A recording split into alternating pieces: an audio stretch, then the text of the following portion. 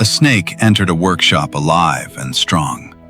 By morning, it was dead, but nothing in that room had attacked it. It wasn't another animal that killed the snake. It was what the snake did when it got angry. Have you ever been so angry that you kept arguing, sent a message too fast, or said something you wished you could take back? Then this story is for you. And at the end of this story, I'll share 3 simple steps that can help you pause before anger controls what you do next. Once upon a time, in a quiet little workshop at the edge of town, a snake slipped inside after the sun went down.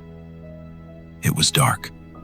The snake moved carefully until something hard and sharp brushed against its body. A sudden sting, a small pain, and just like that, anger woke up inside it. The snake lifted its head high, its eyes burned. "Who dares touch me?" it hissed in the dark. "I will make you pay." It struck hard, but the thing did not move. It did not cry out. It did not fight back. The snake felt a sharper pain on its face. Still, the anger grew louder. "You think you can hurt me?" it thought. "I will crush you." So the snake wrapped its whole body around the strange object, tighter and tighter, putting every bit of its strength into the attack. The more it squeezed, the more the sharp edges pressed into its own skin. Pain shot through its body, but the snake would not stop. Pride and fury kept it going. "I will not let you win," it told itself. Even as its strength began to fade, even as its body grew heavy and still. By morning, the carpenter opened the workshop door. Sunlight poured in, and there, on the floor, lay the snake, wrapped tightly around a sharp saw, no longer moving. Gone. The carpenter stood quietly for a long moment. He shook his head. He did not smile. He only felt a quiet sadness, because the snake never understood. The saw never attacked it. The saw never hated it. The saw was just there. All the pain, all the struggle, came from the snake's own anger.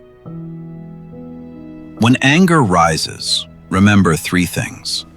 First, name it. Say, "I am angry." Naming the feeling helps you pause before you react. Second, remember they already moved on. The person who hurt you isn't thinking about you right now. They said their words and forgot. Maybe they're eating, maybe they're sleeping. You're the only one still holding the pain. Don't keep it alive by replaying it. Third, wait and breathe. Don't reply. Don't send that message. Take a few slow breaths. Anger is strongest in the first minute. Wait, and it shrinks on its own. You can't always stop anger from coming, but you can stop it from controlling what you do next. The snake couldn't control the first sting, but it could have stopped the second strike. Say it. Remember. Wait. You won't get it perfect. Nobody does. At first, you'll catch it after you snap. That's okay. Just catch it a little sooner each time. One day, you'll catch it before. That's the day anger stops running you, and you start running it. Tell me in the comments, what fight are you ready to walk away from? Name it. Someone reading this is holding the same one, and if this reached you, send it to someone who needs it. Stay kind, stay strong, and next time, let it go.